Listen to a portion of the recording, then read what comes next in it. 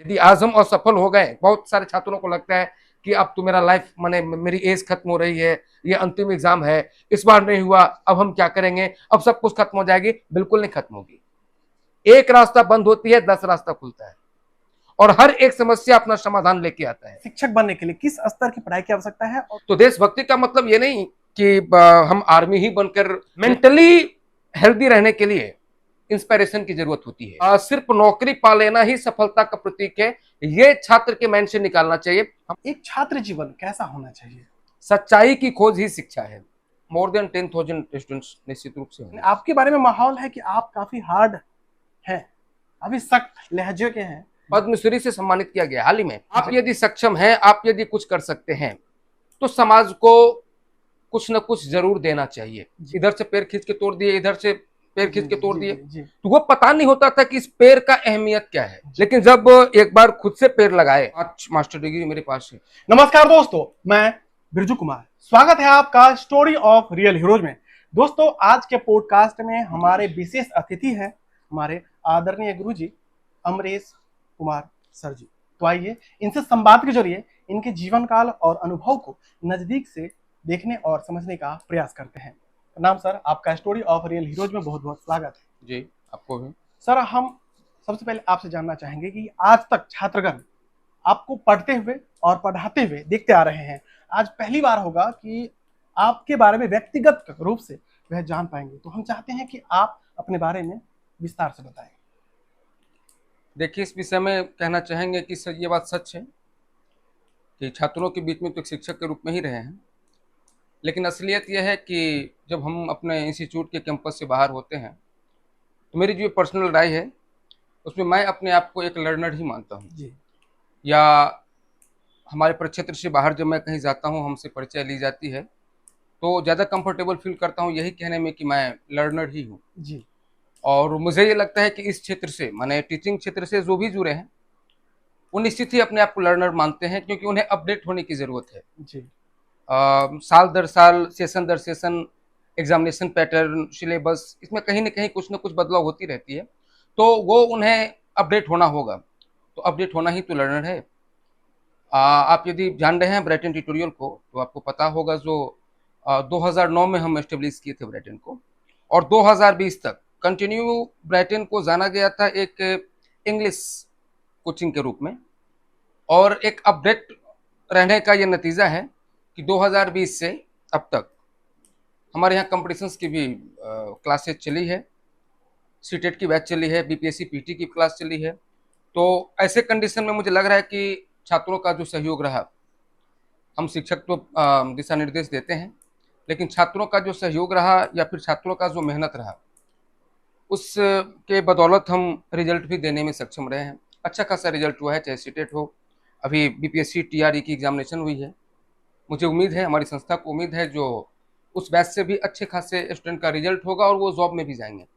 तो मुझे ये लग रहा है कि यदि मैं अपने आप को बिल्कुल बहुत पहले एक एस्टेब्लिश टीचर मान लेता, तो ब्राइटन ट्यूटोरियल चल रही थी, इंग्लिश कोचिंग के रूप में उसका अच्छा खासा पहचान था, बट वो वहीं तक रह जाती। ये लर्नर खुद को मैंने माना और उस पर काम करते रहा, उसी का ये नतीजा है जो हम देखें, जो हम वहाँ से हटके भी बेहतर करने का प्रयास किए, और उम्मीद है जो बेहतर होगी आगे भी। सर, आपने कई सारी डिग्रियां प्राप्त की हुई है, हम चाहते हैं कि उसके बारे में आप जिक्र करें। डिग्री आप तो जब हम बताए कि शिक्षक तक ही सीमित नहीं है, लर्नर के रूप में रहे हैं, तो मुझे ऐसा लग रहा है कि 2010 में मेरी ग्रेजुएशन हुई थी, उस समय से लेके अब तक, चाहे एकेडमिक हो या कॉम्पिटिटिव हो, एक भी सेशन मेरा खाली नहीं गया है। 5 मास्टर डिग्री मेरे पास है। जी। मैं एमए इंग्लिश रेगुलर से किया था, फिर डिस्टेंस से किया था, उसके बाद फिर मैंने एमए इन एजुकेशन किया, फिर बाद में मैंने एमएड भी किया, और उसके अलावा फिर एमलिस भी किया। तो ये 5 मास्टर डिग्री मेरे पास है। उसके बाद फिर 17 में बिहार टीईटी क्वालिफाई किया था, सीटेट पास किया, फिर बिहार की एसटीईटी माध्यमिक उच्चतर माध्यमिक दोनों पास किया, हरियाणा पीजीटी क्वालिफाई किया, राजस्थान टीजीटी का भी रिजल्ट हुआ था, बट वो वेटिंग में डाल दिया गया था। उसके बाद राजस्थान का प्राइमरी टीचर भी क्वालिफाई किया। तो वो कंटिन्यू अब तक किसी न किसी सेशन, मैंने कोई भी सेशन ऐसा खाली नहीं गया है, कुछ न कुछ अचीवमेंट होती रही है। यानी साथ में पढ़ते पढ़ाते रहे। बिल्कुल बिल्कुल बिल्कुल। सर अब हम जानना चाहेंगे कि वर्तमान समय में शिक्षा विभाग के द्वारा हमारे कोचिंग सेंटर या ट्यूशन के टाइम टेबल में बहुत ही बड़ा बदलाव किया गया है, इस पर आप क्या सोचते हैं, क्या कहेंगे? ये अच्छी बात है जी। इस विषय पर मेरा कहना है, जो हमारे सरकारी संस्थान, सरकारी स्कूल्स हो, कॉलेजेस हो या फिर यूनिवर्सिटीज हो, वहाँ पर सक्षम शिक्षक हैं, क्वालिफाइड टीचर हैं, वो सब किसी न किसी कॉम्पिटिशन्स को क्वालिफाई करके आए हैं। जी। तो निश्चित ही एकदम ये, इसके लिए हम सारे जनताओं को आश्वस्त रहना चाहिए कि they should have such an ability कि वो उस लेवल के बच्चे को अच्छी तरह से टीच कर सकते हैं। तो बिहार सरकार यदि सुलभ और सस्ता एजुकेशन है गवर्नमेंट इंस्टीट्यूट में, तो ये देने के लिए यदि तत्पर हैं और उस पर पॉजिटिव अमल कर रही है, तो निश्चित ही हम सबों को, गवर्नमेंट को कोऑपरेट करनी चाहिए। सर पहले आप दिन भर पढ़ाया करते थे, कई सारे बैच होते थे, अब समय के अभाव में आप उस चीज को कैसे मेंटेन कर पाते हैं? देखिए, लाइफ में एडजस्टमेंट एक बहुत बड़ी कंसेप्ट है। हर सिचुएशन में, माने एक होती है ना कि आप का ये लिविंग स्टाइल है या फिर आपका एक ये वे है, तो माने उस वे में बिल्कुल क्या कहते हैं, उसमें थोड़ा सा लचीलापन आना चाहिए। तो उसमें यदि परिवर्तन करने की बात आई तो हम परिवर्तन के लिए तैयार रहें। ये माने लाइफ की एक बहुत बड़ी एक मूल मंत्र है कि you should have ready to face any types of changing. किसी भी तरह के परिवर्तन को सामना करने के लिए आपको तैयार रहना होगा। जी। तो मुझे ऐसा लग रहा है कि समय में बदलाव आई है, लेकिन ऐसा नहीं है कि हम कम बच्चे को पढ़ाना शुरू कर दें या बच्चे को कम देना शुरू किया, ऐसा कुछ नहीं है। जी। है ना? उस परिवर्तन के साथ खुद को ढालने का प्रयास किया। शुरुआत में थोड़ी सी दिक्कतें आ रही है, दिक्कतें आएगी, लेकिन समय के साथ वो फिर सब कुछ अपनी जगह पे ठीक हो जाएगी। सर हमारे छात्र जीवन में हमारा कैसा मित्र होना चाहिए? ये अच्छा सवाल है आपका। जी। देखिए, इस विषय में कहना चाहूंगा, जो आपके लाइफ में सकारात्मक दिशा प्रदान करने के लिए भावनात्मक रूप से आपको समर्थन करे, जी। ऐसा छात्र होना चाहिए। हालांकि ऐसा छात्र दुर्लभ है, जी। लेकिन है। यदि सच मायने में एक बात और मैंने जो अपने जीवन में अनुभव किया हूं कि आपकी जो लेवल है या फिर आपका जीने का जो एक कह सकते हैं कि कैटेगरी है, उस तरह के ही आपके मित्र आपके सामने आएंगे। तो आप यदि पॉजिटिव हैं तो निश्चित ही आपकी मित्रता भी पॉजिटिव लोगों के साथ ही होगी। तो मैं इस विषय में यही कहना चाहूंगा, जो भावनात्मक रूप से आपको समर्थन कर रहे हैं वो सच में अच्छे मित्र हैं, ऐसा मित्र होना चाहिए। जी। सर एक छात्र के लिए इंग्लिश कब आसान और कब कठिन हो जाता है? देखिए, इसके लिए हम बताना चाहेंगे कि ये माहौल पे डिपेंड करेगी। किसी भी भाषा का, हम लोग अभी सीटेड वाले बच्चे को भाषा पढ़ाता हूँ, तो ऐसे कंडीशन में हम बताते हैं कि आप जब उस भाषा वाले माहौल में अपने आप को समय व्यतीत करते हैं, सपोज दैट आप इंग्लिश की बात कर रहे हैं, तो यदि इंग्लिश के माहौल में आपका मैक्सिमम टाइम बीत रहा है, स्पेशली दो स्किल का बात करेंगे, लिसनिंग और स्पीकिंग के दृष्टिकोण से, तो उस माहौल में यदि आप जी रहे हैं तो निश्चित ही भाषागत आप विकास करेंगे। यदि वो माहौल नहीं है, जैसे हमारे यहाँ बिहार की बात करेंगे या फिर हमारे सुदूर क्षेत्र की बात करेंगे, तो ये निश्चित ही चुनौती है, लेकिन चुनौती को स्वीकार किया जाता है ना? कई शिक्षक या कई छात्र इस चुनौती को स्वीकार करके हमारे क्षेत्र में भी, अंग्रेजी के क्षेत्र में बेहतर किए हैं। जी जी। सर एक छात्र और अभिभावक के बीच में कैसा रिश्ता होना चाहिए? देखिए, छात्र और अभिभावक के बीच मित्रता होनी चाहिए, है ना? लेकिन थोड़ा सा इसको हम दूसरे लैंग्वेज में बताना चाहेंगे कि मित्रता इस रूप में कि दोनों के बीच कोई रहस्य नहीं होनी चाहिए, है ना?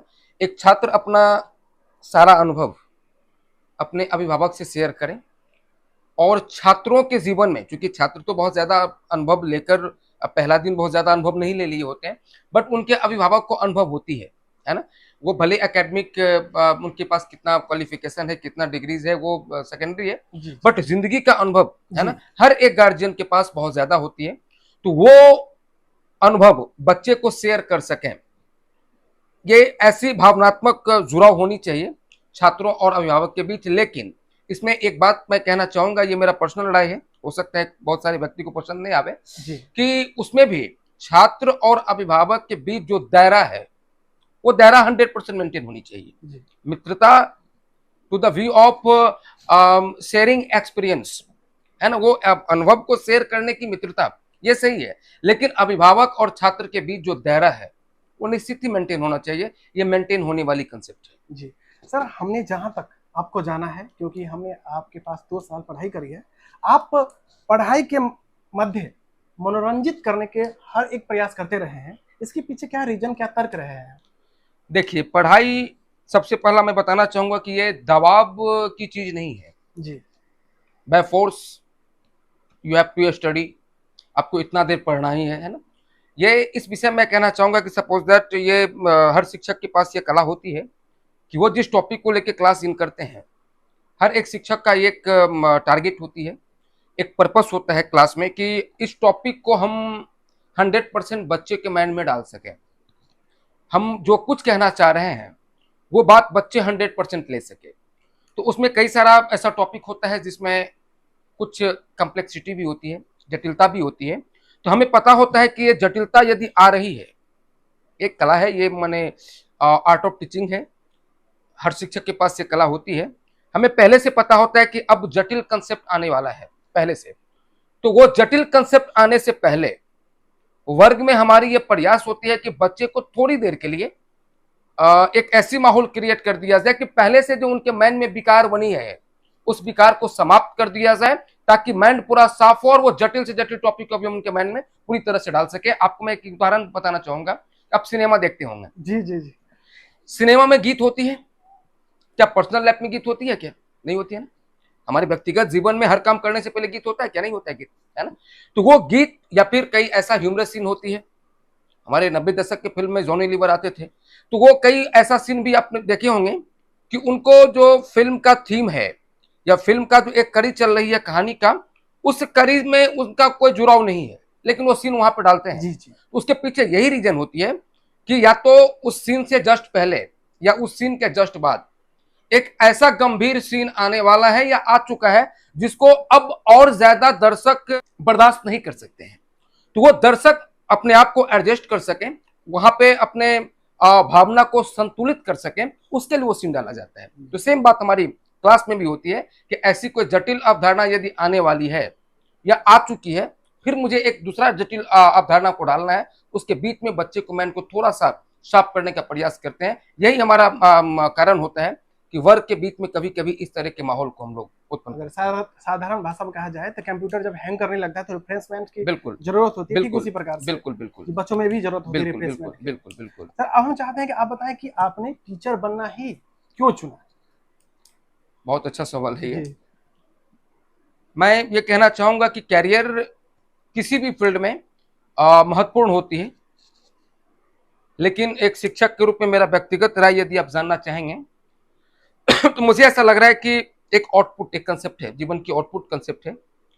जो हम कुछ करते हैं, सपोज दैट मानते हैं, जो हम लोग जब बच्चे थे तो क्रिकेट खेलने जाते थे, तो क्रिकेट गाँव से दूर होती थी, मैदान कई सारे खेत खलिहानों को क्रॉस करके जाता था, तो उसके आसपास में पेड़ पौधे होता था, तो उतना ज्ञान नहीं होता था, बच्चे होते थे, इधर से पेड़ खींच के तोड़ दिए, इधर से पेड़ खींच के तोड़ दिए, तो वो पता नहीं होता था कि इस पेड़ का अहमियत क्या है।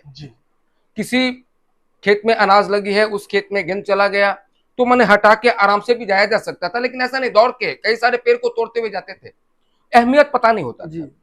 लेकिन जब एक बार खुद से पेड़ लगाए, एक छोटा सा पेड़ लगाए, तो हर एक दिन, हर एक सुबह, हर एक शाम उसको जाकर देखते थे कि कितना डेवलप हुआ है। मैंने उसकी डेवलपमेंट मुझे चाहिए, वो डेवलपमेंट मुझे चाहिए। मैं हर एक दिन उसको बढ़ते हुए, उसे फलते फूलते हुए देखना चाहता हूँ। तो ये मुझे लग रहा है कि ये टीचिंग के फील्ड में, ये 15 साल का लगभग मैं कोचिंग में दिया हूँ, ये मेरा कोचिंग का कैरियर रहा है।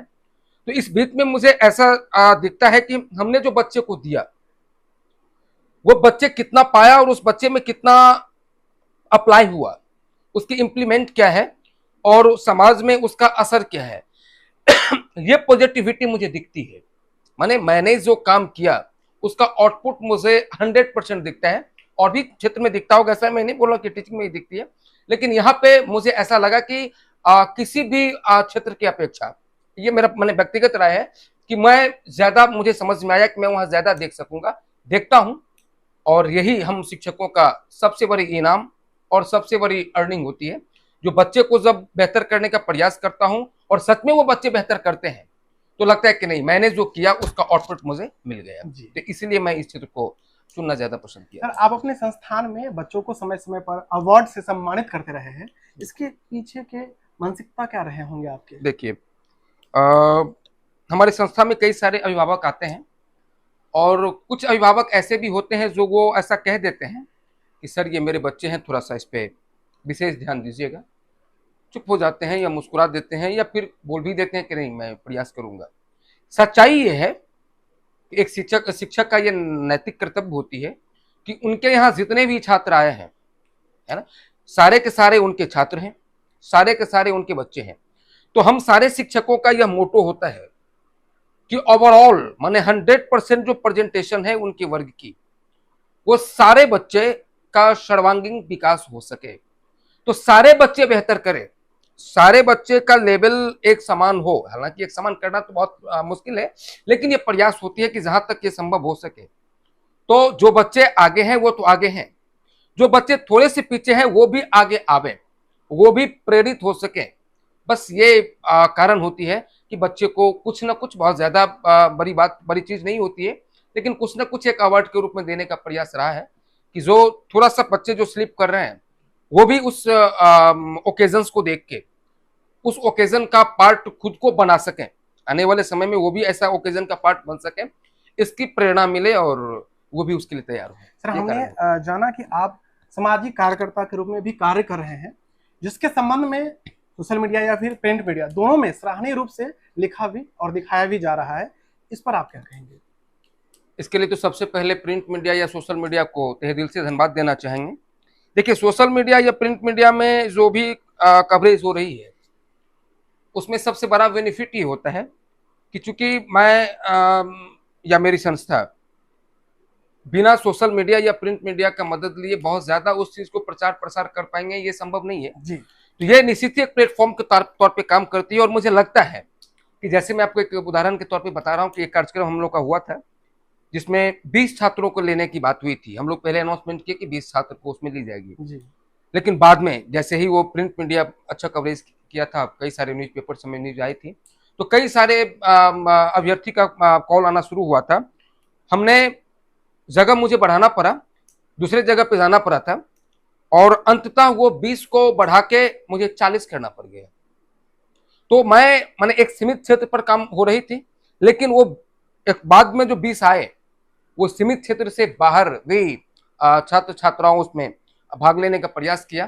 तो निश्चित ही इसके लिए सोशल मीडिया या प्रिंट मीडिया इसके लिए धन्यवाद के पात्र हैं।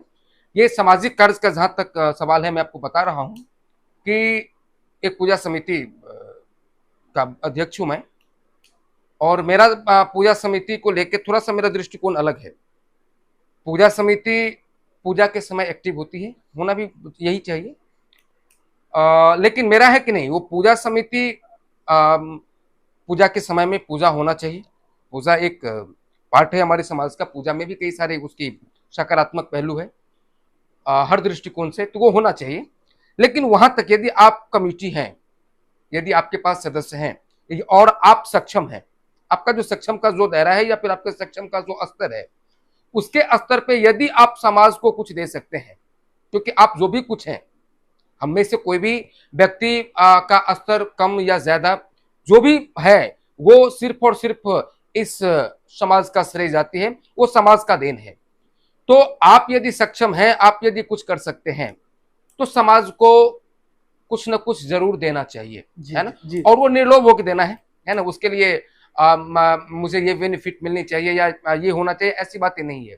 तो मैं आपको ये नहीं बताऊंगा कि मैंने समाज में ये कर दिया, ये कर दिया, ये कर दिया, बहुत ज्यादा नहीं कर पाया, लेकिन प्रयास रहती है, ये मानसिकता है, ये मनोवृत्ति है कि जब भी मौका मिले और मैं जिस स्तर तक सक्षम हूं वो प्रयास करता हूं। खासकर समाज में भी शिक्षा के क्षेत्र से जुड़ा व्यक्ति हूं, तो शैक्षणिक क्षेत्र में, है ना, सामाजिक क्षेत्र में, थोड़ी बहुत सांस्कृतिक क्षेत्र में भी ये प्रयास रहती है कि जितना हो सके वो यदि दे सकते हैं तो दें, इसकी प्रयास। आपने हाल ही में मिथिला पेंटिंग प्रशिक्षण शिविर और योग शिविर आयोजित करवाए थे, इससे क्या फायदा होने वाले हैं समाज को, इस पर या फिर आपके क्या मकसद रहे थे इसके पीछे, वो आप बताएं। देखिए, मैं इस विषय में आपको कहना चाहूँगा, जो हमारे यहाँ कई कार्यक्रम होती है, हर गांव हर मोहल्ले में कुछ न कुछ होती है, पूजा होता है या फिर अदर भी कोई ओकेजन्स होती है। तो ऐसे कंडीशन में हम लोग बाहर से अडॉप्ट करते हैं कलाकार को डिफरेंट डिफरेंट फील्ड में। तो उन्हें हम आर्थिक सपोर्ट उनको करना पड़ता है, उन्हें पैसे देनी होती है। तो ये मेरा मानसिकता रहा है कि वो क्वालिटी यदि हम अपने समाज के बच्चे में क्रिएट कर दें जी, तो यहाँ से दो बेनिफिट होती है। एक तो उस बच्चे में वो कला आ गया, ठीक है, जैसे मिथिला पेंटिंग। जी, मिथिला पेंटिंग मिथिला तक ही सीमित नहीं है, आज राष्ट्रीय पहचान क्या, वर्ल्ड उनका लेवल, अंतर्राष्ट्रीय जी पहचान हो गई जी है। जी, हमारे आसपास में, हमारे मधुबनी जिला के कई ऐसे इस क्षेत्र में उत्कृष्ट करने वाली व्यक्तित्व रही हैं जिन्हें इंडियन सिविलियन अवार्ड पद्मश्री से सम्मानित किया गया हाल ही में। जी मेरे कई जानने जी, वाले हैं। तो पद्मश्री मिलना ये कोई शील्ड नहीं है जो हमने खरीद के दे दिया। तो वो जब तक आप उस फील्ड में उत्कृष्ट नहीं हुए, है ना, या फिर उस क्षेत्र को राष्ट्रीय स्तर पे उस दृष्टिकोण से नहीं देखा गया, तब तक आपको उस क्षेत्र में नहीं चुना जाएगा। तो ये एक बहुत बड़ी चीज है। मिथिला पेंटिंग हम भी अपने घर में लगाते हैं, आप भी लगाते होंगे, बहुत सारे लोग लगाते हैं, खरीद के लाते हैं। एक छोटी सी मास्क पे मिथिला पेंटिंग यदि लगती है तो उसकी कीमत काफी बढ़ जाती है। वो उसमें मिथिला पेंटिंग करने में खर्च कितना, वो नहीं, वो कला का, वो कला का अहमियत है। तो ये मेरा प्रयास रहा है, जो मिथिला पेंटिंग हम खरीद कर लगाते हैं, हाँ, या फिर किसी और को गिफ्ट देते हैं, है ना। हमारे यहाँ की परंपरा है, कई सारे अतिथि जब आते हैं तो पाक चादर, और साथ ही साथ इसमें मन बढ़ोतरी हुई है आने वाले कुछ वर्षों में, आप लोग भी देखे होंगे कि मिथिला पेंटिंग का चित्र अतिथि को सम्मान किया जाता है। तो ये मेरा प्रयास रहा कि ये मिथिला पेंटिंग हमारे क्षेत्र के बच्चों में भी होना चाहिए, ठीक है। तो इस दृष्टिकोण से हमने प्रयास किया, उस पर काम करने का प्रयास किया, और मुझे लग रहा है जो भी प्रशिक्षक रही हैं काफी मेहनत की है, और सभी छात्रों ने लगन से एक रुचि लेकर उस पर जो काम किए हैं, मुझे लग रहा है कि उस काम का आउटपुट निश्चित ही हमारे समाज को मिलेगी। और आपने योग शिविर भी आयोजित करवाए थे बिल्कुल, मई योग के आसपास। बिल्कुल बिल्कुल। जी, योग आजकल कितने महत्वपूर्ण है। इस भाग दौड़ के जीवन में शारीरिक रूप से आपको स्वस्थ रहना होगा जी, और उसके लिए कई सारा तरीका लोग अपनाते हैं, लेकिन उन तरीकाओं में, उन सबसे अच्छे तरीकाओं में एक तरीका योग है।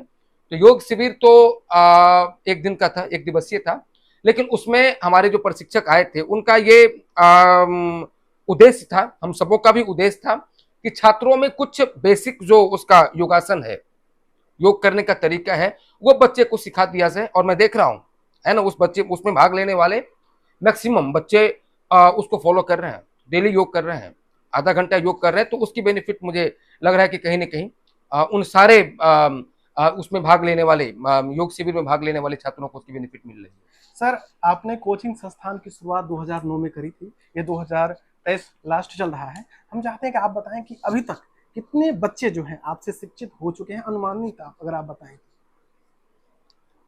हमारे यहाँ आने वाले बच्चों का तो एग्जैक्ट डाटा हम नहीं दे पाएंगे जी, लेकिन मुझे लग रहा है जो मोर देन 10,000 स्टूडेंट्स निश्चित रूप से होंगे। जी, यानी आपके बारे में माहौल है कि आप काफी हार्ड हैं, अभी सख्त लहजे के हैं, इस पर अगर आप कुछ बोलें। मुझे भी ऐसा लग रहा है, जो ये लोगों का ये मानना है कि मैं सख्त हूँ, सच मायने में ऐसा नहीं है। ये बात मुझे ऐसा लग रहा है कि जो छात्र कुछ दिन मेरे पास समय बिता लेते हैं उनको फिर समझ में आती है कि वो सख्त नहीं है। वास्तविक यदि बात की जाए तो मुझे ऐसा लगता है कि बच्चे जब जनरली हम 11वीं से बच्चे को पढ़ाना शुरू करते हैं तो 10वीं पास करके जो बच्चे आते हैं उनका एज 14-15 साल रहा होगा, रहता है जनरली। तो वो छात्र सच्चाई से मुझे ऐसा लगता है कि वो काफी दूर होते हैं। डॉक्टर एपीजे अब्दुल कलाम जी का एक कोटेशन है, आप लोग भी सुने होंगे, मैं भी वर्ग में अक्सर डिस्कस करता हूं। Searching the truth is education, सच्चाई की खोज ही शिक्षा है। तो ऐसा लगता है मुझे कि जो छात्र, सभी छात्र के बारे में नहीं बताऊंगा, लेकिन मैक्सिमम ऐसे छात्र आते हैं 10वीं का एग्जाम देके या 10वीं पास करके, जो मुझे ऐसा लगता है कि वो सच्चाई से थोड़ा सा अनविज्ञ है। तो उन्हें सच्चाई से इंट्रोड्यूस करा सकूं या फिर उन्हें सच्चाई के राह पर चला सकूं, तो इसके लिए एक बड़ी बदलाव की जरूरत होती है और वो बदलाव इतनी आसानी से नहीं हो सकती है।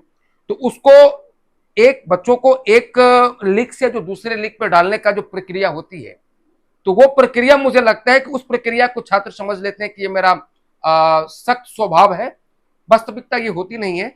धीरे धीरे कुछ महीने बिताने के बाद छात्र भी ऐसा अनुभव करना शुरू करते हैं कि सच मायने में जो मैं समझ रहा था वो नहीं है। सर, हमने जाना है, आपको समझा है कि आपका क्रिकेट के प्रति काफी लगाव है, झुकाव है। इस पर थोड़ा विस्तार से अपनी राय दें, बात रखें। देखिए, क्रिकेट सिर्फ हमारे यहाँ नहीं, हमारे देश में क्रिकेट एक बहुत बड़ी खेल हो चुकी है। इसके प्रति लोगों का काफी ज्यादा झुकाव हो गया है। ये व्यक्तिगत मेरा नहीं, बहुतों का है। यदि व्यक्तिगत मेरे पे क्रिकेट का बात करेंगे तो मैं आपको बताऊंगा, जो मैं क्रिकेट के मैदान पे maximum time as a captain बिताया, तो वो कैप्टनसी करने के दौरान मैंने जो अनुभव किया, लोगों का मानना है कि क्रिकेट एक क्रिकेटिंग स्किल है, क्रिकेटिंग टैलेंट है, जो परफॉर्म करके फिजिकली या फिर क्रिकेटिंग स्किल को आप डेवलप करके क्रिकेट को बेहतर बनाते हैं। लेकिन मुझे कई बार कई ऐसी घटना हमारे लाइफ में है, क्रिकेट के मैदान पे बिताया वो मेरा अनुभव है, जो फिजिकली एबिलिटी के साथ साथ क्रिकेट एक माइंड गेम भी है, जो एक कप्तान होने के नाते मैं अनुभव किया हूं। तो जो माइंड गेम से जुड़ी हुई चीज हो उसे मैं पसंद किया हूं, बचपन से पसंद किया हूं। तो यही एक कारण है कि फिजिकली और मेंटली दोनों आप वहां पे स्वस्थ होते हैं और दोनों क्रिएटिविटी, हर एक क्षण हर एक पल आपको उसके लिए रचनात्मक बनना होगा क्रिकेट के मैदान पे। उस रचनात्मकता के दृष्टिकोण से आप जितना विकसित हो सकते हैं क्रिकेट के मैदान पे, उतना बेहतर आपके मैदान का क्रिकेट हो सकता है। यही वजह है कि मैं क्रिकेट को ज्यादा पसंद करता हूं या उसके प्रति मेरी झुकाव है। सर, एक छात्र जीवन कैसा होना चाहिए? सरल होना चाहिए। सबसे पहले तो मैं ये बताऊंगा कि सरल होना चाहिए। दूसरी बात, एक छात्र को एक सही मायने में, इसमें मैं थोड़ा सा जोड़ देना चाहूंगा कि कैरियर का चुनाव है ना, हमारे लक्ष्य निर्धारित होनी चाहिए। लेकिन इस दिशा में कई सारे छात्र सही डिसीजन नहीं ले पाते हैं। मैं आपको बताऊंगा कि वो अनुकरण करने का प्रयास करते हैं, वो यदि किए तो मुझे भी ये करना चाहिए जी। तो ये हमारे घर के जो हमारे सीनियर मेंबर हैं या फिर हमारे आसपास के जो मुझे केयर कर सकते हैं मेंटल रूप से, उन्हें निश्चित रूप से सलाह देना चाहिए कि बच्चे का कैरियर सच में क्या होना चाहिए या बच्चे का सच में क्या बेहतर है, उनके लिए क्या बेहतर होना चाहिए। उसके अकॉर्डिंग उन्हें सबसे पहले कैरियर डिसाइड करना चाहिए एक छात्र को। और कैरियर डिसाइड करने के बाद हर एक दिन हर एक क्षण एक छात्र को यह देखना चाहिए कि अब मैं अपने कैरियर से कितना करीब आया। आपको निश्चित ही हर एक क्षण हर एक पल अपने कैरियर से नजदीकियां बनाते जाना है। नजदीकियां बनाने का एक एवरेज स्पीड होनी चाहिए, फिर कुछ दिनों के बाद उस स्पीड में बढ़ोतरी होनी चाहिए। तो ये सब कुछ हो पा रही है कि नहीं, इसका अंकन आपको करना होगा। ठीक है। दूसरी बात कि टू गेट अ जॉब सिर्फ नौकरी पा लेना ही सफलता का प्रतीक है, ये छात्र के माइंड से निकालना चाहिए। हमारे अंदर एबिलिटी होनी चाहिए, मैं जो पढ़ रहा हूं वो मेरा हुआ कि नहीं, मैं उस चीज को हर डायमेंशन से समझ पाया कि नहीं। एक कंसेप्चुअल स्टडी होनी चाहिए, जो टॉपिक को हमने स्टडी किया वो टॉपिक मेरा है। I can explain this term everywhere before any person any time. ये एबिलिटी मेरे अंदर क्रिएट होना चाहिए। ये यदि आप कर पा रहे हैं, एक हमारे कैरियर से मैं नजदीकियां बना पा रहा हूं कि नहीं, और जो चीज मैं पढ़ा वो मेरा हुआ कि नहीं, इस दोनों का आकलन होना चाहिए। जो छात्र इसका आकलन करते हैं, उन्हें लग रहा है कि नहीं कि इस आकलन में वो सही दिशा में आगे बढ़ रहे हैं, तो उनका छात्र जीवन बेहतर है, मेरा मानना। सर, एक शिक्षक का अपने छात्र के प्रति और एक छात्र का अपने शिक्षक के प्रति क्या कर्तव्य, क्या भावना होनी चाहिए? देखिए, शिक्षक का जहां तक सवाल है, तो शिक्षक इज जस्ट लाइक पेरेंट्स, या फिर पेरेंट्स से ऊपर दर्जा भी दिया जा सकता है।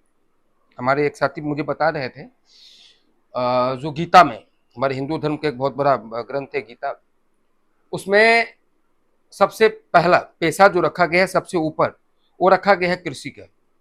जो कृषि का उत्पादन करते हैं, जो किसान हैं, उन्हें एक नंबर का पेशेवर माना गया है। और दूसरे नंबर पे जो व्यक्ति शिक्षा को अर्जन करते हैं या फिर शिक्षा दान करते हैं, उन्हें रखा गया है। तो हमारे जीवन में शिक्षक का काफी ऊंचा स्तर है, उनका काफी ऊंचा स्थान है। शिक्षक को अपने छात्र के प्रति उस स्थान को मायने में लेते हुए काम करना चाहिए। शिक्षक छात्र को जितना बेहतर से बेहतर दिशा दिखा सकते हैं, छात्र को जितना बेहतर दिशा की ओर मूव करा सकते हैं, इस पे काम करना चाहिए। ठीक है, ये भागदौड़ के जीवन में काफी उथल पुथल जीवन है, तो यहाँ पे पैसा अर्न करना शिक्षक की भी मजबूरी है, ये ठीक है, लेकिन उसकी प्राथमिकता हो, हर समय उसी को माइंड में लेते हुए हम उस पे काम करें।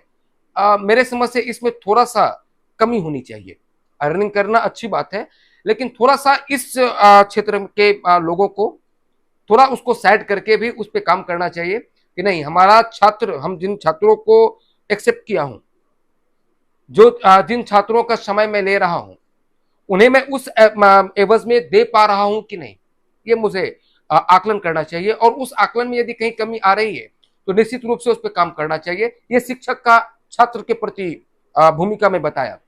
छात्र का जो शिक्षक पे है, इसमें मैं बताना चाहूंगा कि छात्र को शिक्षक का हर बात आंख बंद करके मान ही लेना चाहिए, बात नहीं होनी चाहिए। लेकिन यदि शिक्षक सही बोल रहे हैं, शिक्षक का दिशा सही है, तो शिक्षक का बात उन्हें सही लग रहा है सच मायने में, तो उसे ऐसा नहीं कि जब तक हम शिक्षक के सामने में हैं, ऐसा एक माहौल होती है वर्ग की। मुझे ऐसा कई बार अनुभव हुआ है कि जब हम छात्रों को समझा रहे होते हैं क्लास में, तो छात्र को लगता है कि नहीं बिल्कुल सही है और मैं इसे 100% एक्सेप्ट करूंगा, लेकिन कुछ दिन, कुछ घंटों के बाद वो धीरे धीरे फिर वो बात माइंड से निकल जाती है।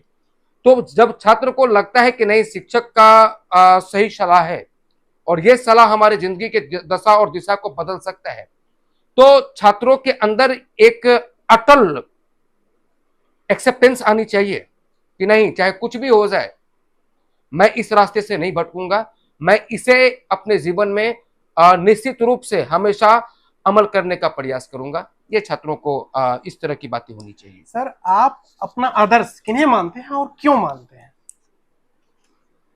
देखिए, हमारे अंग्रेजी साहित्य में एक एज हुआ था, रोमांटिक एज। उसी एज में एक पोएट हुए थे, जॉन किट्स, उन्हीं को मैं अपना आदर्श मानता हूं। अब सवाल है जो क्यों मानते हैं। उनका लाइफ ड्यूरेशन छोटा रहा है, 25-26 साल का उनका जीवन रहा है। उसमें बहुत सारे कविताएं वो लिखे, ये बहुत मायने नहीं रखता है। मैंने ये रखता है, उस समय वर्ल्ड का सबसे डेंजरस डिजीज हुआ करता था ट्यूबरक्लोसिस, उसी से ग्रसित थे और उसी से उनका मृत्यु हो गई थी।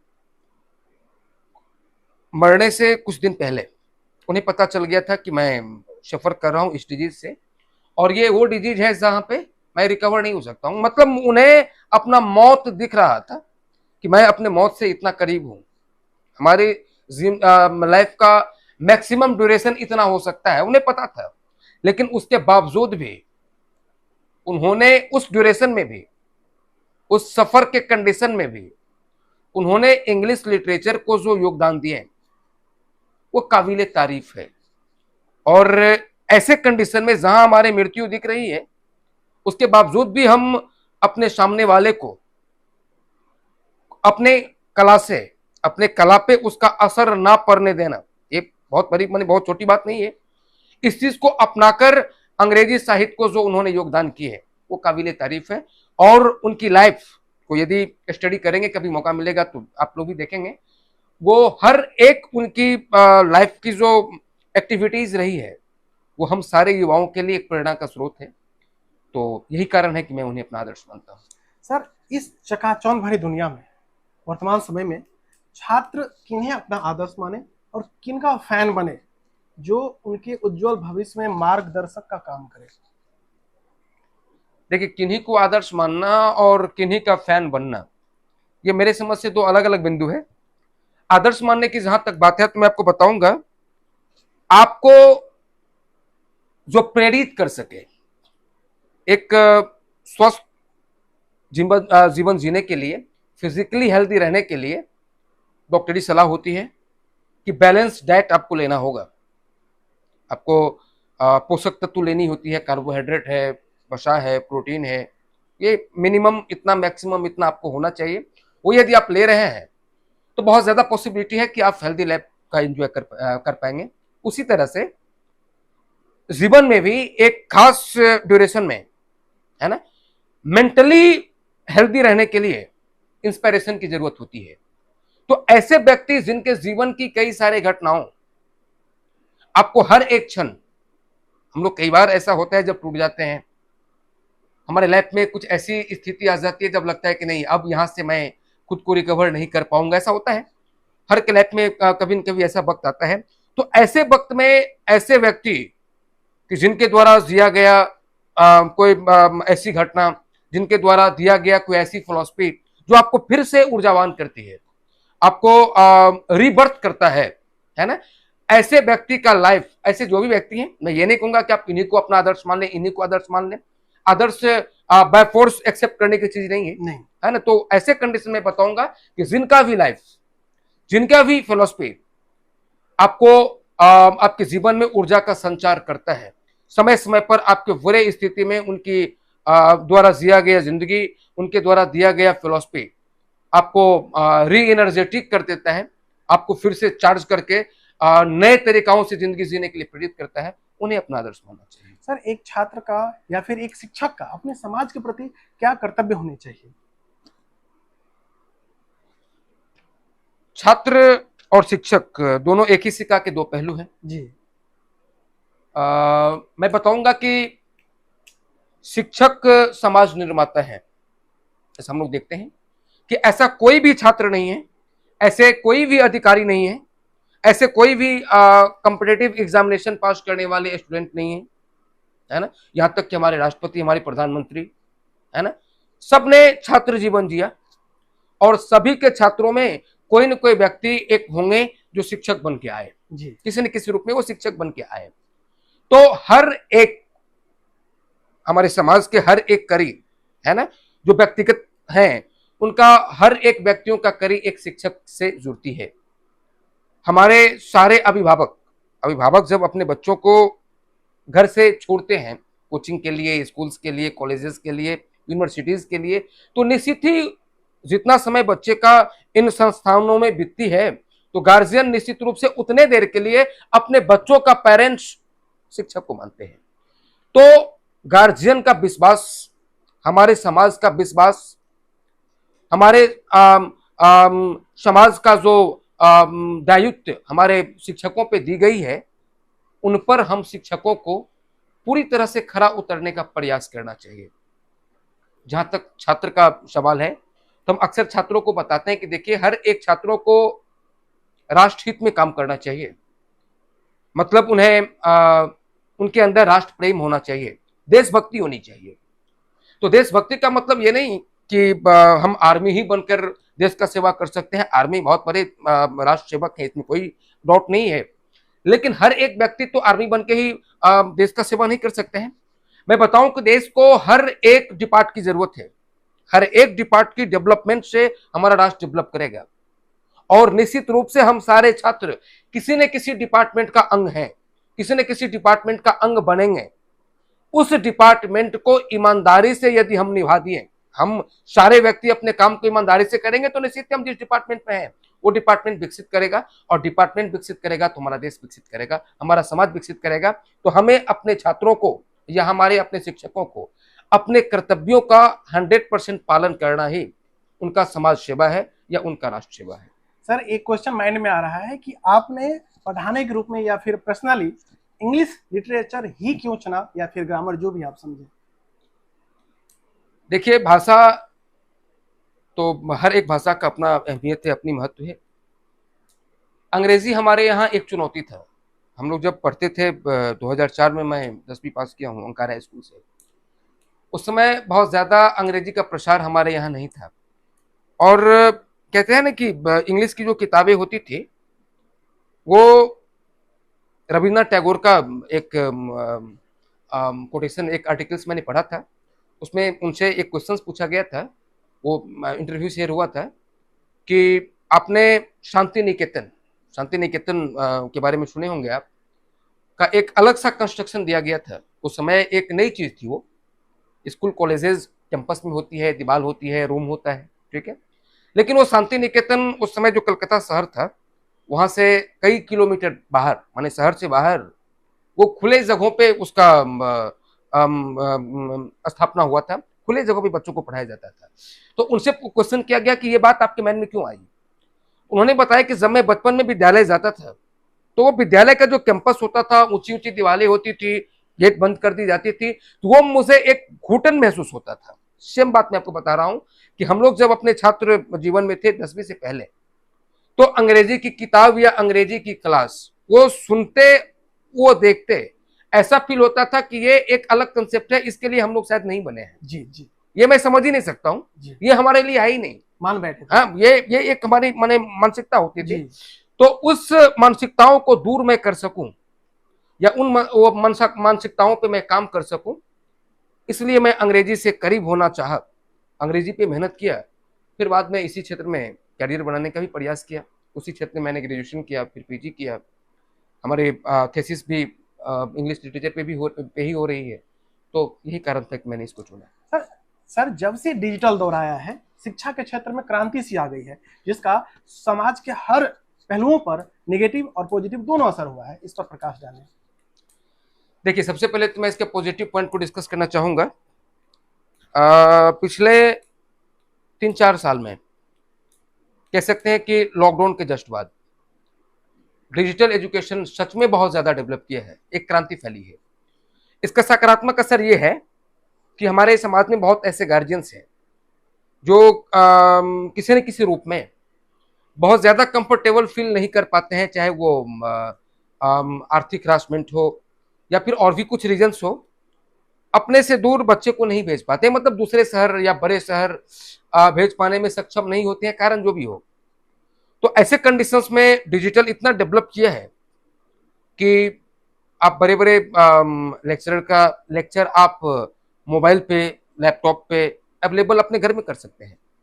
लैब क्लासेज है, रिकॉर्डेड क्लासेज है, उसमें कई सारा पेड चैनल है, कई तो नन पेड चैनल भी बड़े बड़े लेक्चरों का हमारे यूट्यूब पे या ऐप पे अवेलेबल है, जहां पे आपको पैसा खर्च नहीं होगी, और जो कोटा में या फिर अदर बड़े बड़े शहर में छात्र जिन लेक्चर का लेक्चर सुन के लाभान्वित हो रहे हैं, सेम लेक्चर आप यहाँ पे भी सुन सकते हैं। ठीक है, तो ये एक बड़ी क्रांति हुई है कि आप यदि कहीं नहीं भी जा पा रहे हैं, हाँ, इतना बात तय है कि आप जहां पे हैं वहां पे उस तरह की माहौल है या नहीं है, ये अलग बात है, लेकिन छात्र में वो जज्बा है, छात्र में वो पैशन है, तो वो चीज यहाँ पे अवेलेबल है कि आप अपने घर में भी उस चीजों को उपलब्ध कर सकते हैं और उस पर काम करके आप अपने लक्ष्य को प्राप्त कर सकते हैं। ये सकारात्मक पहलू है। नकारात्मक पहलू का जहां तक सवाल है तो मैं आपको कहना चाहूंगा इस विषय में कि थोड़ा सा नकारात्मकता मुझे दिखता है कि छात्र डिजिटल एजुकेशन के काफी करीब होने से किताब से थोड़ा दूर हो रहे हैं, लिखना, वो टेक्स्ट को पढ़ने में मुझे लग रहा है कि उनकी रुचि घटती जा रही है। ये थोड़ा सा चिंतनीय विषय है। ऐसा क्यों है मैं बता रहा हूं। गूगल है, गूगल पे हमने एक क्वेश्चन टाइप किया, उसका एक आंसर मुझे मिल गया, तुरंत मिल गया, क्वेश्चन का आंसर तुरंत पता चल गया। या फिर यूट्यूब पे हमने किसी टॉपिक को देखा, तुरंत निकाला, वो मुझे समझ में आ गया। किताब में क्या होता है कि एक ऑब्जेक्टिव क्वेश्चंस को निकालने के लिए हो सकता है आपको एक पेज पढ़ना पड़े, आधा पेज पढ़ना पड़े, एक पैराग्राफ पढ़ना पड़े, या पूरे एक चैप्टर को पढ़ना पड़े, हो सकती है।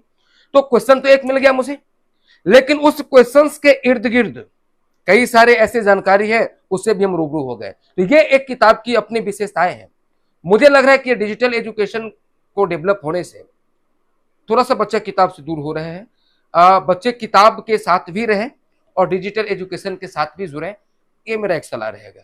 सर अभी एआई का जमाना है, जिसमें चैट जीपीटी, अगर आप नाम सुने हो, एक ऐसा टूल्स है जहां पर आपके हर प्रोजेक्ट तैयार हो सकते हैं। अगर कॉलेज में या फिर स्कूल में मिले हो, लेखन हो या फिर कोई भी प्रोजेक्ट हो, आसान भाषा में तैयार करके दे देते हैं। तो इससे बच्चे के फ्यूचर पर क्या प्रभाव पड़ सकता है? वो खुद से तैयार नहीं कर रहे हैं, उस पर जाकर के तैयार कर लेते हैं, वही प्रोजेक्ट वो स्कूल कॉलेज में दिखाते हैं। इससे क्या प्रभाव पड़ेगा वो उनके लाइफ पर? देखिए, बच्चों में रचनात्मकता की कमी आएगी। जी नोट्स तैयार करना एक कला है, नोट्स तैयार करना एक कला है, और निश्चित ही वो बच्चों में रचनात्मकता, या फिर आप ऐसा कई सारा मैं देख रहा हूं कि भाषागत या फिर एक वजनदार, है ना, आपकी एक डेप्थ लेवल पे बात करने में यदि बच्चों में कमी आ रही है, उसका यही रीजन है कि सब कुछ बना बनाया यदि मिल रहा है, सब कुछ आपको करने के लिए कुछ है नहीं, बना बनाया यदि मिल रही है, तो आपने कई ऐसे क्षेत्र हैं जिस क्षेत्र के अंतिम पड़ाव तक आप जा ही नहीं पाते हैं जी। उस अंतिम पड़ाव को आप समझ ही नहीं पाते हैं। जी। ठीक है, तो वो अवेलेबल है तो अच्छी बात है। उसके बावजूद भी यदि छात्र अपने रचनात्मकता को बनाए रखना चाहते हैं या उसको विकसित करना चाहते हैं, तो नोट्स जो भी नोट्स है, बना बनाया नोट्स की जरूरत होती है।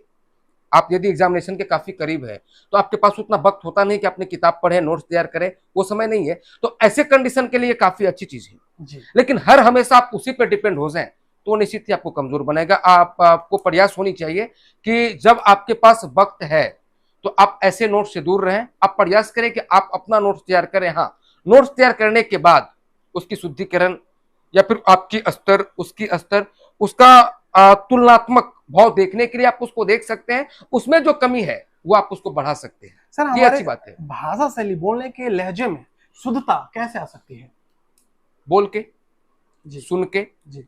मुंशी प्रेमचंद जी का कहना था, मैं उनका एक आर्टिकल पढ़ा था जिसमें वो ये बात को दर्शाए थे कि जब कभी भी मैं एक पृष्ठ लिखने का प्रयास करता हूं या एक पृष्ठ लिखने के लिए बैठता हूं, तो उससे पहले मेरा ये प्रयास होता है कि किसी न किसी किताब का 10 पृष्ठ मैं पढ़ूं।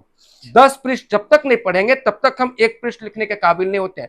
पढ़ने का मतलब ये नहीं कि आप जिस फील्ड में लिखने का प्रयास कर रहे हैं उसी से जुड़ा टॉपिक पढ़े, नहीं, किसी भी क्षेत्र का, क्योंकि उसमें वर्ड्स की कलेक्शन होती है।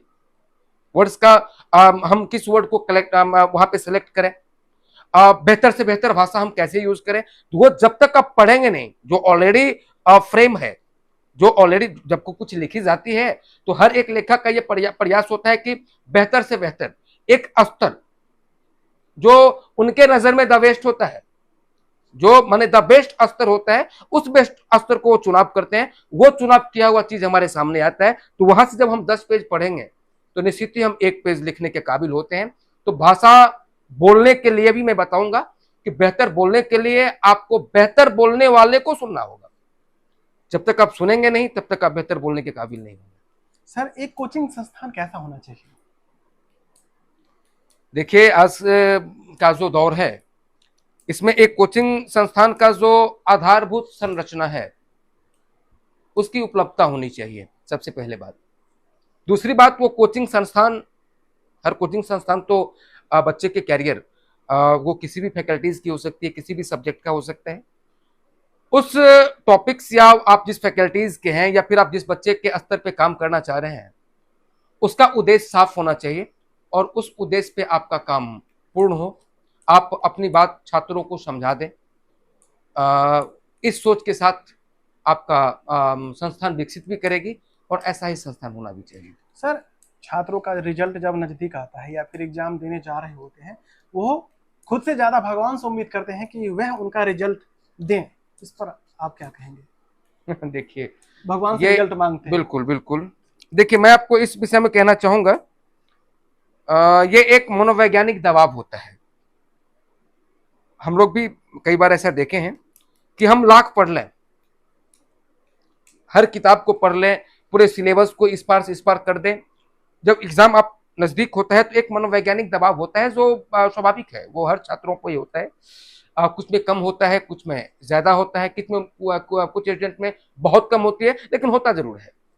ऐसा लगता है कि मैं इतना कुछ पढ़ लिया, कहीं इसमें से कहीं से भी क्वेश्चन नहीं आया, या फिर मैं इतना तो यहाँ पे तो मुझे लग रहा है कि मैं लिख सकता हूँ, कि ऐसा ना हो कि एग्जामिनेशन हॉल जाते ही पूरी तरह से मैन वैकेंट हो जाए, ऐसा होता है।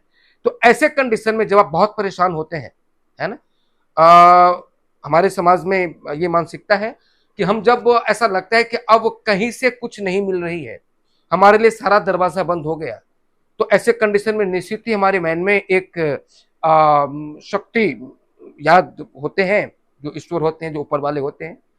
तो ऐसा छात्र का माने ईश्वर के प्रति आस्थावान हो जाना या समर्पण हो जाना, ये अच्छी बात है। ये मनोवैज्ञानिक दबाव से उभरने के लिए जी। हाँ, अब ऐसा यदि कोई छात्र मानते हैं कि मैं पढ़ू नहीं, सिर्फ ईश्वर को पूजा करो, ईश्वर मुझे पास करा देंगे, ईश्वर नहीं, ईश्वर मुझे सिखा देंगे, तो ये गलत है। ऐसा वगैरह करने लगे, ऐसा नहीं, ऐसा नहीं हो सकता है। ये संभव नहीं है कि आप पढ़े नहीं, आप खूब पूजा कर ले, छात्र आपको माने आप लिखेंगे भी नहीं, ऑटोमेटिकली कॉपी पे प्रिंट हो जाएगा, या फिर आप लिखे कुछ, एग्जामिनर को पढ़ा गया कुछ, आपका रिजल्ट बेहतर होगा। It's not possible. ये नहीं होनी चाहिए। सर, प्रेजेंट टाइम में शिक्षक बनने के लिए किस स्तर की पढ़ाई की आवश्यकता है और कौन कौन से ऐसे कोर्स हैं वो करके प्राइमरी से लेकर के हायर तक वो टीचर बन सकते हैं? देखिए, ये काफी अच्छा क्वेश्चन किए हैं आप। बिल्कुल बदलते हुए परिवेश से आपका ये क्वेश्चन है। हम लोगों को याद है कि 2004-05 में पहली बार शिक्षक की बहाली हुई थी हम लोगों के टाइम में। उससे पहले भी हुई थी, जो मुझे याद नहीं है, या फिर हमारे बर्थ से पहले हुआ होगा। तो 2004 में जो शिक्षक की बहाली हुई थी वो 11 महीना के कॉन्ट्रैक्ट पे हुआ था। वहां से लेके और आज तक शिक्षक बहाली प्रक्रिया को आप यदि ध्यान से देखेंगे तो हर बार उसमें जटिलता बढ़ता चला गया। आज अभी बीपीएससी टीआरई की एग्जाम हुई है, एक सप्ताह पहले, रिजल्ट आना बाकी है 4 तारीख से, उसकी कल से डॉक्यूमेंट वेरिफिकेशन से। तो अब जो क्वेश्चंस का लेवल्स है, क्या क्या चाहिए इसके लिए मैं बताऊंगा आपको। जो इंटरमीडिएट प्राइमरी टीचर के लिए, उच्च प्राथमिक जिसको हम लोग 6 to 8 कहेंगे, या फिर माध्यमिक, इस दोनों के लिए आपके पास ग्रेजुएशन की डिग्री होनी चाहिए। और +2 उच्चतर माध्यमिक के लिए आपके पास पीजी का डिग्री होनी चाहिए।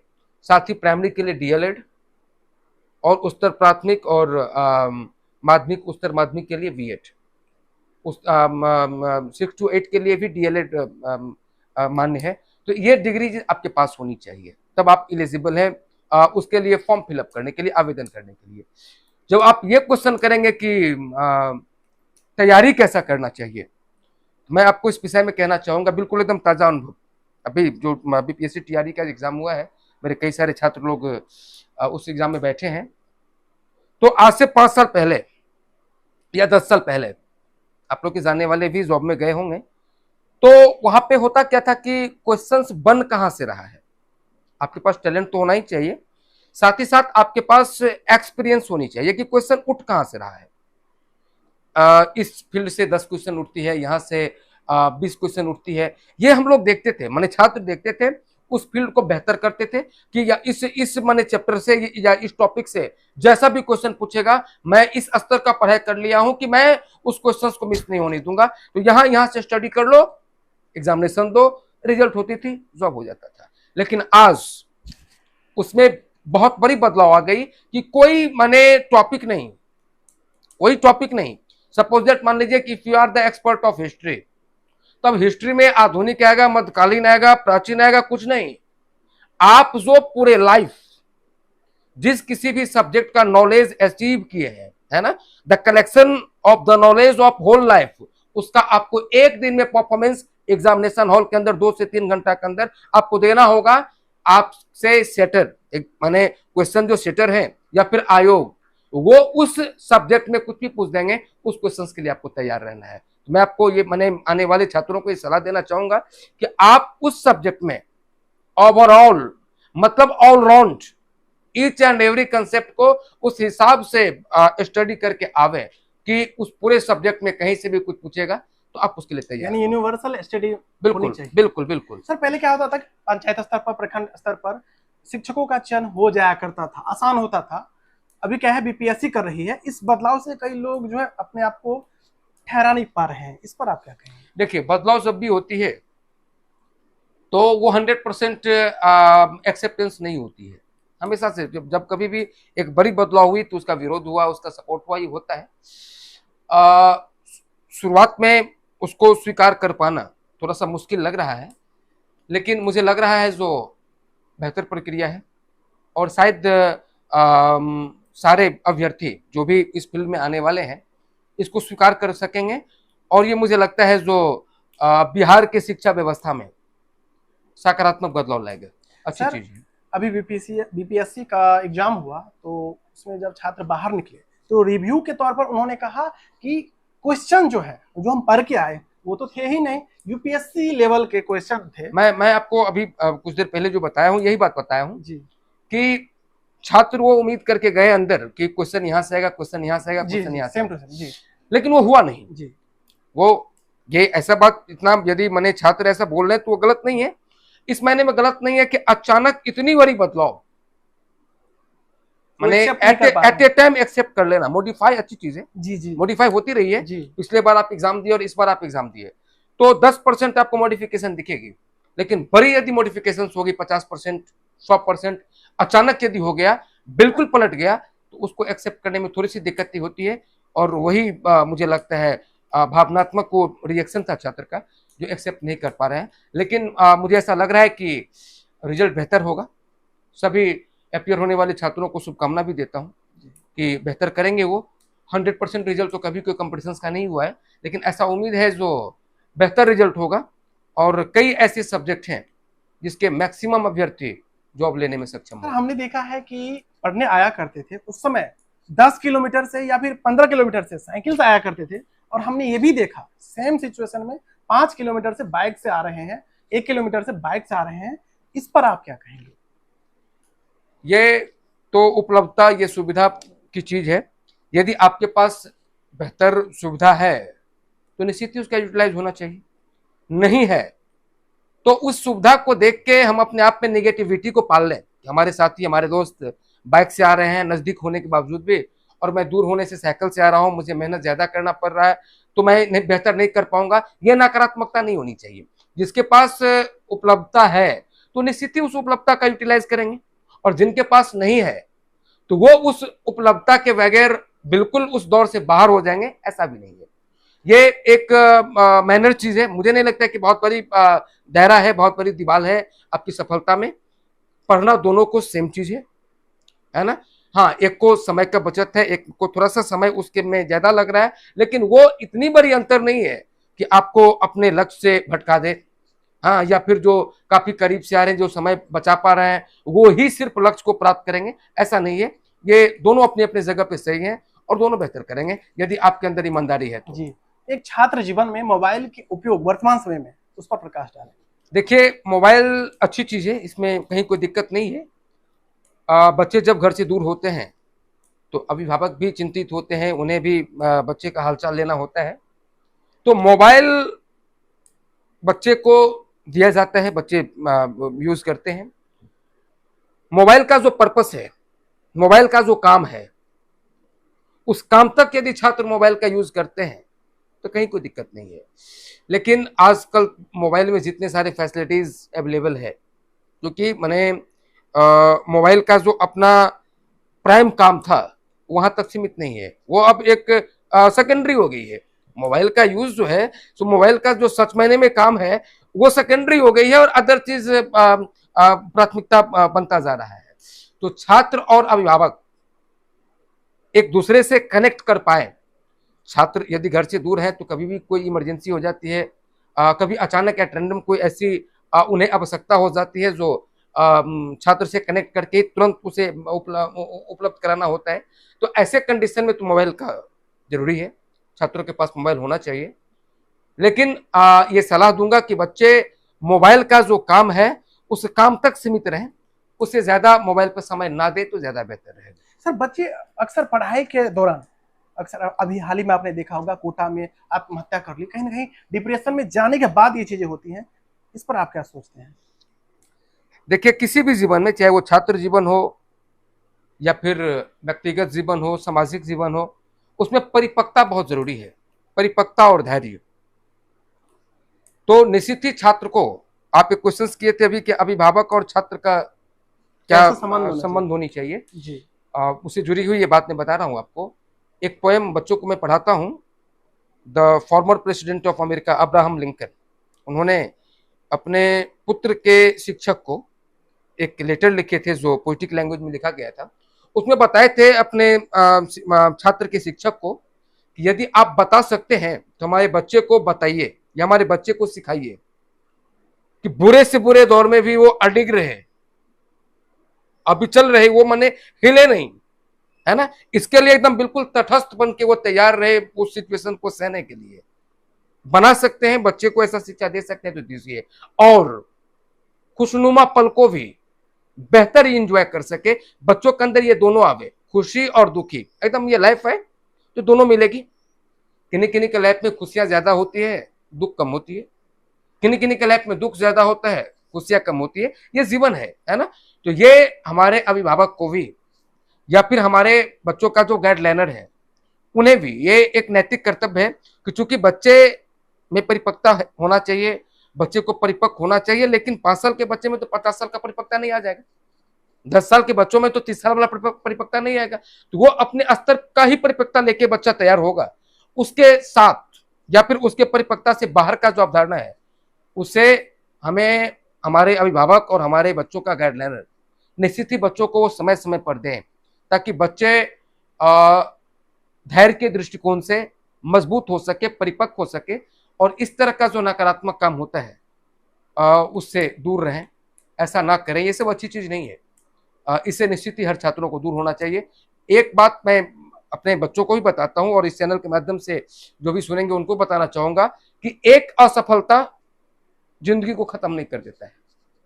यदि आज हम असफल हो गए, बहुत सारे छात्रों को लगता है कि अब तो मेरा लाइफ माने मेरी एज खत्म हो रही है, ये अंतिम एग्जाम है, इस बार नहीं हुआ, अब हम क्या करेंगे, अब सब कुछ खत्म हो जाएगी। बिल्कुल नहीं खत्म होगी। एक रास्ता बंद होती है, 10 रास्ता खुलता है, और हर एक समस्या अपना समाधान लेके आता है। यदि मेरे अंदर उसका समाधान ढूंढने की काबिलियत है तो निश्चित ही हम ढूंढ लेंगे।